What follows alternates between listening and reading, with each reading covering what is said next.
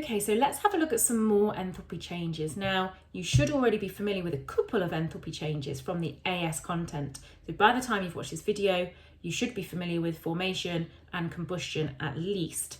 The enthalpy changes that I'm going to go through in this video are the ones that will allow you to construct quite a complex Hess cycle called a Born-Haber cycle, and we're going to be looking at that in a later video. So we'll start with the standard enthalpy change of formation, and one you should already be familiar with, as I said, given the notation delta FH, F telling us its formation, delta H telling us its enthalpy change, and this little sign or this little symbol here tells us that this enthalpy change is happening under standard conditions. So the enthalpy change, the definition for this is the enthalpy change when 1 mole of a compound is formed from its elements in their standard states under standard conditions, and the bits in bold obviously really important. So in an exam, if you were asked to write the definition, try and remember those bits that I've highlighted in bold. They will get you the full marks for that definition. Now, enthalpy change of formation is always an exothermic process, so that means the enthalpy change will always be a negative value. That's because, well, we're forming bonds, we're forming a compound, so we're making the elements bond together, so we're forming chemical bonds, and we should know that bond forming is an exothermic process, it releases energy. Bond breaking is an endothermic process, it takes in energy. So formations are always exothermic. Now for each of these enthalpy changes, I'm going to go through some examples of writing equations to represent these enthalpy changes, and I'm going to use sodium chloride as an example for a lot of them. So to form sodium chloride, how would we represent that in a chemical equation? Well, according to the definition, we're forming sodium chloride from its elements in their standard states. So sodium is a solid at room temperature in its standard state. Chlorine is a gas, and we're forming sodium chloride, which is also a solid. Now, according to the definition, I'm only forming 1 mole of the compound. So when I'm balancing, I need to make sure there's only 1 mole of the compound being formed. So in order to do that, I have to put a half in front of the Cl2, because we can see sodium chloride's formula only has 1 chlorine in, and to make 1 mole of it, that's how we would balance it according to the definition.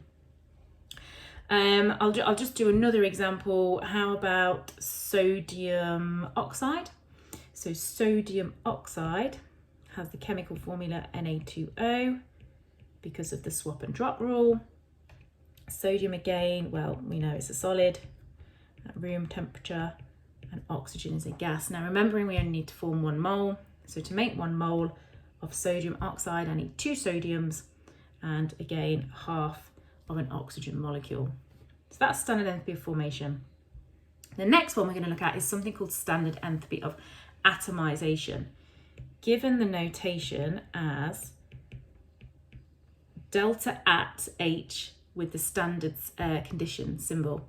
So that's the notation for standard enthalpy change of atomization. So what is it? Well, it's the enthalpy change when 1 mole of gaseous atoms are formed from their elements in their standard states under standard conditions. So we're trying to make gaseous atoms. Now, this is an endothermic process because we're actually breaking bonds, and this will make sense when I go through an example. So I'm going to use sodium.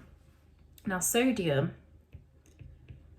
is a solid in its standard state, and we can see we're going to be making gaseous atoms from the elements in their standard state. So I'm going to make sodium gas atoms, and to do that I basically take a solid atom and I turn it into a gas.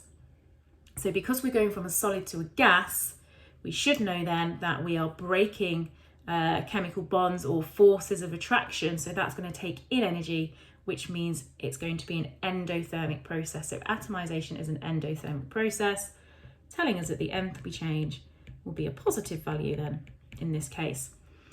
I can also apply this to chlorine, because chlorine in standard conditions and just in its standard state exists as a diatomic molecule. So we've got 2 atoms of chlorine bonded together, but even though it's a gas, it still doesn't fit the definition of atomization, because it says we need 1 mole of gaseous atoms, and at the minute chlorine is a molecule because you've got two atoms bonded together. So what we need to do is we need to split that molecule or break that molecule apart so that the atoms exist as single atoms and they're not bonded together anymore. So I basically want to go from Cl2 to just Cl, to just one gas atom. And remembering though, according to the definition, we're only making 1 mole. So to make 1 mole of chlorine atoms, I'd need half of a chlorine molecule. So atomization, we are going from an element in its standard state and we're changing it into atoms that are gas. Another one that you should be familiar with then, that we're going to look at now, is ionization energy. So the definition I've written here is for the first ionization energy, because you can have successive ionization energy. So you can have first, second, third, fourth, so on. But this is the definition for the first ionization energy. So this is the enthalpy change required to remove 1 mole of electrons from 1 mole of gaseous atoms to form 1 mole of gaseous 1+ ions. So we're removing outer shell electrons to form a positive ion. Now, remembering that it's normally metals that will be ionized to form positive ions. So this applies to metals. There's a separate one, enthalpy change, for non-metals, which we're going to look at in a second. The notation for this enthalpy change is delta IE, obviously for ionization energy, H for enthalpy, standard conditions. Now this, because we are removing an electron, that's going to take energy to do that because there's an attraction between the nucleus, the protons in the nucleus and the negative electron in the outer shell. So to remove that outer electron, we need to supply energy. So again, this is an endothermic process. So delta H will be positive. Okay, examples. So metals, remember, I'm going to focus on metals. So I'm going to do sodium. And according to the definition, we're removing 1 mole of electrons from 1 mole of gaseous atoms. So the sodium is a gas. And I'm going to remove 1 electron. And removing this 1 electron will result in a positive ion being formed. Sodium's in group 1, so because it's in group 1, it will normally only lose 1 electron, so it only forms a 1+ ion. However, if we were to look at a metal in group 2, you would have to ionize it twice because it got 2 electrons in its outer shell and it needs to remove those 2 electrons. So I'm going to use magnesium. So magnesium, its first ionization energy then would be the same pretty much as it was for sodium, but obviously using a different chemical symbol. So this equation here represents the first ionization for magnesium, but because it's in group 2, we know that it loses 2 electrons when it reacts with something. So we have to then show the second ionization of magnesium. So it happens again, but this time we're removing the electron from the 1+ ion we've just formed to form Mg2+ plus an electron. And if we were looking at a metal in group 3, so aluminium for example, then it would have 3 ionization energies because it's got 3 electrons in its outer shell. We need to remove 3 electrons. Okay, so what's the enthalpy change then for non-metals? Because non-metals gain electrons. So the enthalpy change for non-metals is called electron affinity. And electron affinity is where we're adding electrons, we're not removing electrons. So the definition, again, this is for the first electron affinity. So this is the enthalpy change when 1 mole of electrons is added to 1 mole of gaseous atoms to form 1 mole of gaseous 1- ions. So this time we're forming minus ions because we're adding electrons to them. This will be now a little bit more complicated. So the first electron affinity is an exothermic process, and it's because the electron that we're adding to the atom is attracted to the protons in the nucleus. So there is a slight attraction there. So it is an exothermic process because we're forming an attraction, so it releases energy.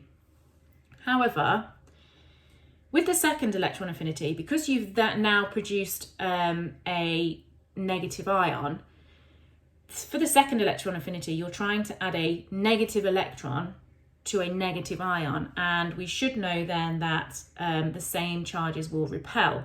So the negative ion will repel the negative electron. So the second electron affinity is actually an endothermic process because we need to supply energy to overcome the repulsion between the negative ion and the negative electron.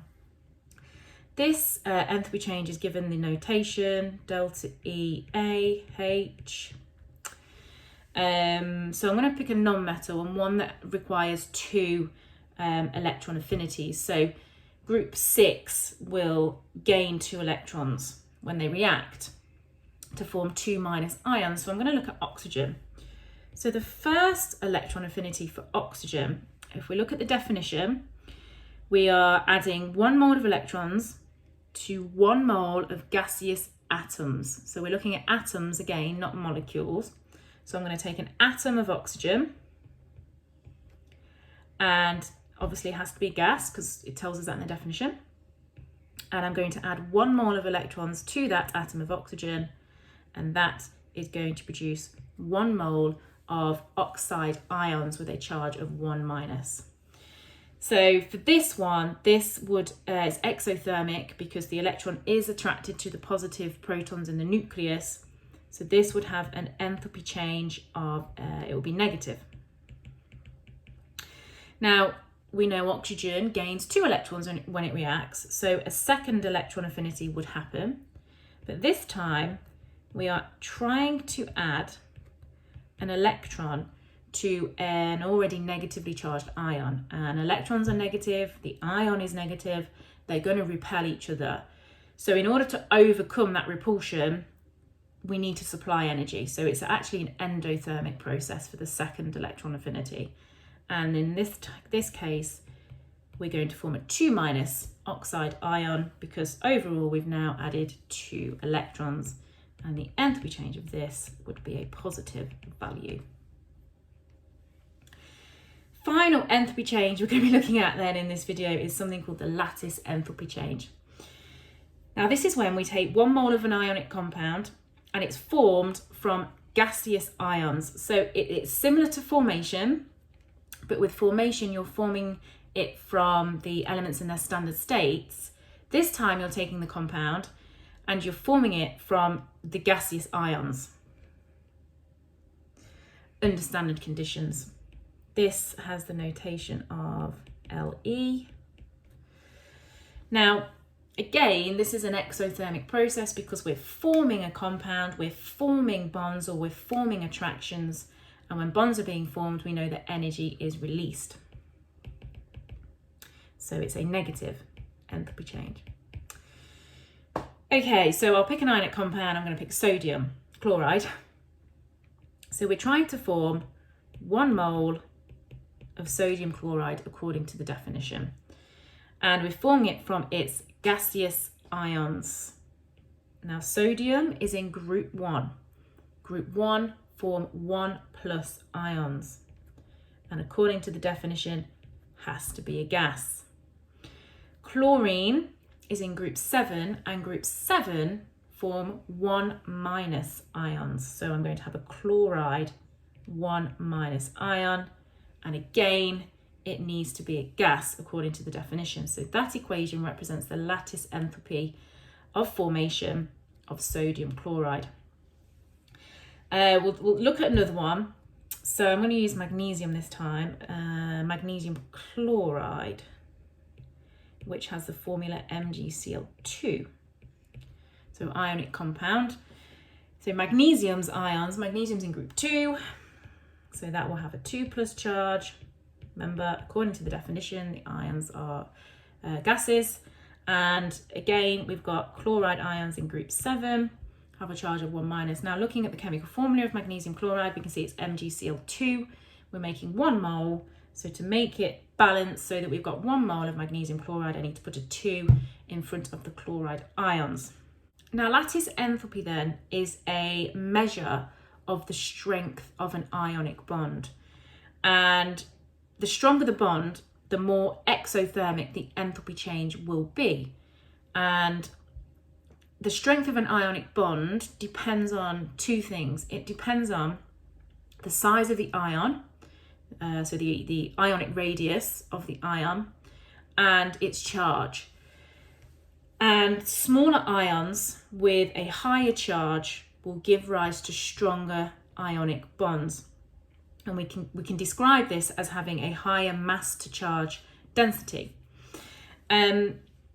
So a couple of examples. Let's look at sodium chloride and magnesium chloride, because I've just looked at those previously. Sodium chloride has a 1+ charge, or sodium has a 1+ charge. Chloride ions have a 1- charge. Magnesium has a 2+ charge. Chloride ions have a 1- charge. Now, when we go across the periodic table looking at ions, so sodium and magnesium in the same period, as you go across looking at the ions, the ionic radii will decrease. Okay, so magnesium's ion is actually smaller than sodium's ion. So in this case, the magnesium chloride would have the stronger ionic attractions because the magnesium ion is smaller than the sodium ion, and it has a higher positive charge. So it's a 2+ compared to a 1+. So the formation of magnesium chloride would be a more exothermic process compared to sodium chloride. Thanks for watching. For more chemistry tips and revision, hit subscribe, click on the like button, and check out my Instagram page using the link below.